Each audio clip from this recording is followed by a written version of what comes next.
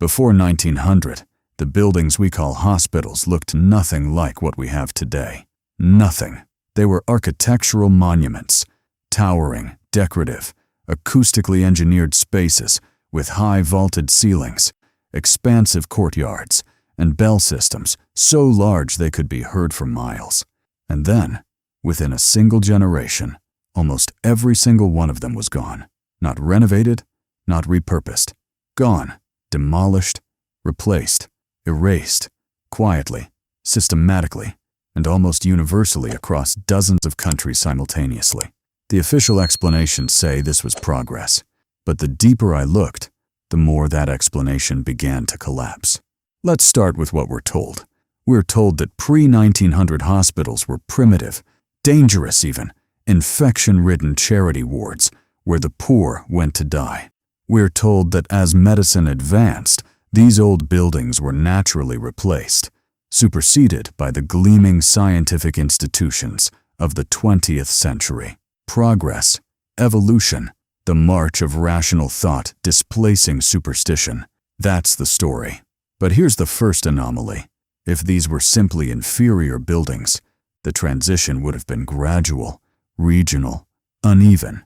Some cities holding on longer, some adapting, some repurposing. You'd expect something to survive. Almost nothing did. And what survives indicates that these old buildings were far more advanced and far from infection-ridden. Hôtel Dieu in Paris, founded according to official records in the 7th century.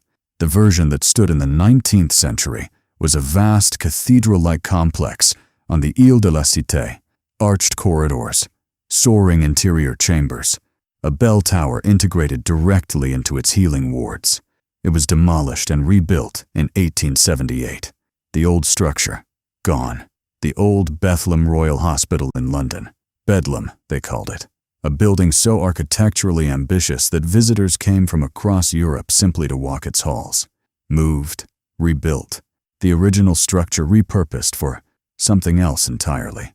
The Royal Edinburgh Asylum, the Pennsylvania Hospital in Philadelphia, the Groote Schuur in Cape Town, the São João Hospital in Porto. The pattern repeats with unsettling precision across every continent where Western infrastructure had taken hold by the mid-1800s. These were not small clinics. They were not modest stone buildings. They were massive, ornate, over-engineered for what we're told they were used for. And here's the strangest part. They were all equipped with bells. Large bells, sometimes multiple bells. Bell towers built directly into the medical complex itself, not into an adjoining chapel, not into an administrative building nearby, but into the healing wards themselves. This raises a simple but critical question. Why would a building designed purely for the containment and treatment of the sick need or architecturally require a resonant bell system integrated into its healing spaces? No one seems to ask this question. I started asking it. The official explanation is that these were simply timekeeping mechanisms, shift changes, meal schedules, administrative signals. That explanation held for me until I found a particular reference in an 1847 hospital administrator's journal from a facility in Edinburgh, a facility that was demolished in 1902. Its records scattered across 3 archives, none of which have been digitized. A researcher I corresponded with had spent months physically reviewing those documents. The journal entry in question described the bell-ringing schedule in a way that didn't match any shift change or administrative function. The bells were rung, according to this administrator, for the patients, specifically for patients with certain conditions, what we might today call neurological complaints, chronic pain conditions, what the era called nervous disorders. The bells were rung near these patients at specific times in specific patterns, and the administrator noted, matter-of-factly, that this practice had produced results that the newer chemical treatments had not. He wasn't theorizing, he was comparing. This raises a simple but critical question. What exactly were those bells doing? The pattern repeats with unsettling precision. In an 1863 institutional record from a hospital in Vienna, a building demolished in 1911, there are references to tonal treatments. In a Portuguese colonial hospital in Macau, demolished in 1904, local records preserved by a Catholic mission organization describe large resonating vessels used in the treatment of fever and what the records call disorders of the vital energy. In a charitable hospital in New Orleans, consumed by fire in 1887 under circumstances that were never fully investigated, a former patient's memoir describes waking each morning to the sound of bells and noting that her recovery from a condition her physician had called incurable seemed to accelerate with each passing day in that ward. Anecdotes, individual accounts, not data. But here's the strangest part. When I started looking for the bells themselves, the physical objects, I ran into a wall. Not a shortage of information, a wall. The bells from pre-1900 hospitals are almost uniformly unaccounted for. In many cases, the demolition records note the bells were removed and sold. Sold to whom? No further documentation. In other cases, and this is where the timeline becomes impossible to ignore, the bells are documented as having been melted down in waves, in coordinated, almost choreographed waves. The first wave came with the demolitions themselves. When the hospitals came down, the bells came down with them. Some were relocated. Most were melted. A few were preserved in museums, stripped of their original context, labeled simply as church bells or civic bells, with no explanation of where they had hung or what function they had served. The second wave came during the World Wars, both of them. In World War I across Britain, France, Belgium, the United States, and beyond, citizens were encouraged, sometimes legally compelled, to surrender metal objects to the war effort. Bells were specifically targeted. Thousands of large, resonant, low-frequency bells were collected and melted down for munitions and industrial material. The official record frames this as a resource issue, a metal shortage, a wartime necessity. But consider the timing. By the 1910s, most pre-1900 medical institutions had already been demolished or comprehensively rebuilt. Their bells were already gone or already removed. The bells being collected in wartime scrap drives were largely the surviving ones. The bells still hanging in municipal towers, in civic buildings, in the shells of institutions that had once used them for purposes beyond simple timekeeping. The evidence suggests something much larger was being quietly concluded. And here's where it becomes impossible to ignore. Researchers studying frequency medicine, acoustic therapy, and what some have called resonance healing have noted repeatedly that the tonal range of pre-industrial large bells corresponds almost precisely to frequencies now studied in experimental sound therapy. Low, sustained, harmonically complex tones in the range of 40 to 200 Hz. Frequencies that appear, I should say, to have measurable effects on human biology. Some researchers argue these are the same frequencies that the body uses in cellular repair. I am not a scientist. I am not making a medical claim. I'm simply asking, what do we actually know about why these bells were where they were? And why does the answer every single time appear to be, we don't ask that question? Here is what the official history of medicine tells us. The late 19th century was a period of rapid scientific advancement. Germ theory, developed by Pasteur and Koch, finally gave medicine a rational foundation. The old hospitals, inefficient, poorly ventilated, architecturally impractical, were replaced with modern facilities built around clinical logic. This is the official history, and it's largely accurate as far as it goes. The Flexner Report of 1910 in the United States being perhaps the most documented example. Abraham Flexner, a researcher with no medical degree, toured American medical schools and produced a report that effectively condemned the majority of existing medical education as inadequate. The result was the closure of more than half of American medical schools within a decade. Not some, not a few, more than half. The schools that survived were those aligned with what we now call the pharmaceutical industrial model. treatment through chemical intervention, diagnosis through measurable biological markers, standardized protocols, institutional licensing. The schools that closed were disproportionately those teaching botanical medicine, homeopathy, hydrotherapy, and electrotherapy. And here's something that doesn't make the textbooks. Many of the healing traditions that were displaced in this period had one thing in common that has nothing to do with their efficacy and everything to do with their economics. They were difficult to monopolize. A botanical remedy grown in a garden, a water treatment administered in a bath, a frequency applied through a resonating instrument. These are not products you can patent. This raises a question I keep returning to. Was the displacement of these practices primarily a scientific revolution? Or was it an economic one wearing a scientific mask? I'm not answering that. I'm asking it.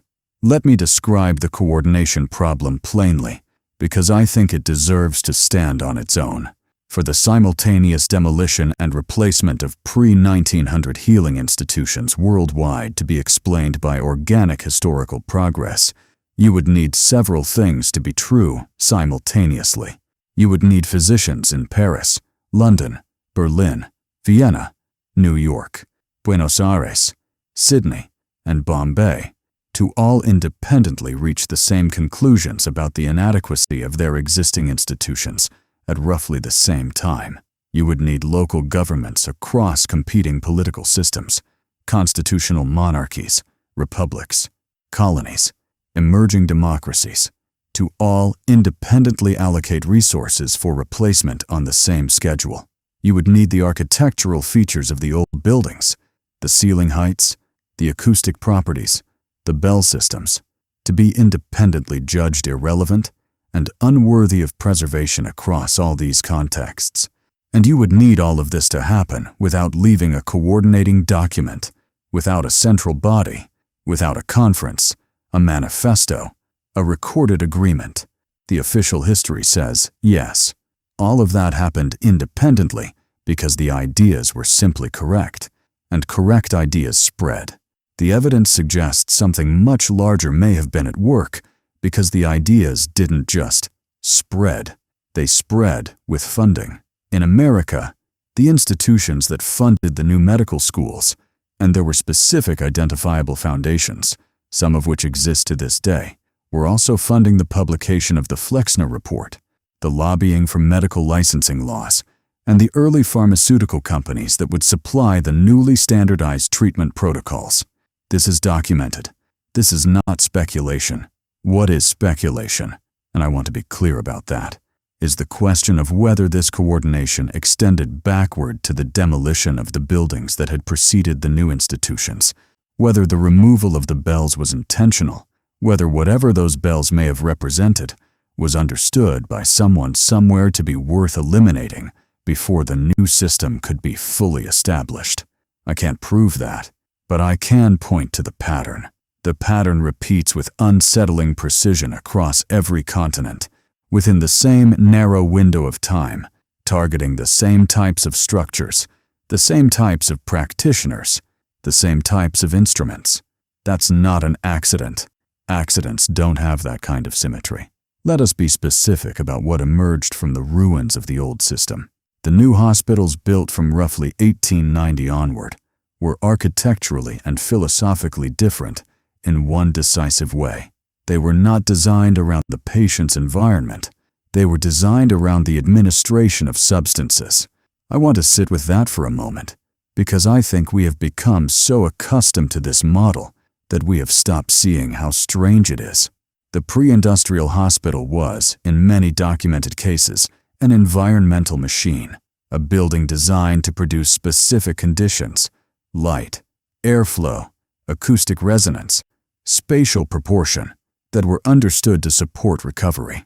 The patient moved through the building worked on the patient. The treatment was, in a meaningful sense, architectural. The post-1900 hospital is a delivery mechanism, a controlled environment designed to administer specific substances, pharmaceutical compounds, to specific bodies at specific intervals. The building is neutral. The drug is active. This is not a subtle philosophical difference. It is a complete inversion of the therapeutic model. And here's the strangest part. The substances introduced through this new system were not all what they claimed to be. Heroin, notorious for its addictive properties, was marketed by Bayer legally as a cough suppressant for younger patients from 1898 into the early 20th century. This is not contested history, it is documented. Cocaine, a now controlled stimulant, was widely prescribed and commercially distributed in medical contexts throughout the transition period. Radium compounds were sold to the public as health tonics into the 1930s with institutional endorsement. Tobacco was recommended by physicians as a treatment for respiratory conditions. Lobotomies were awarded a Nobel Prize. The evidence suggests something much larger than individual errors in medical judgment. What was built was a system designed not around the recovery of the patient as its primary output, but around the administration of regulated, commercially produced, institutionally endorsed substances as its primary mechanism. And because the system was global, because the coordination had happened, there was, by the early 20th century, no alternative infrastructure to turn to. The old buildings were gone. The old practices had no institutional home. The knowledge was scattered, undocumented, held only by individuals who had no professional standing in the new order. This raises a question I cannot answer but cannot stop asking. Was this the point? And now we arrive at the territory that most researchers avoid.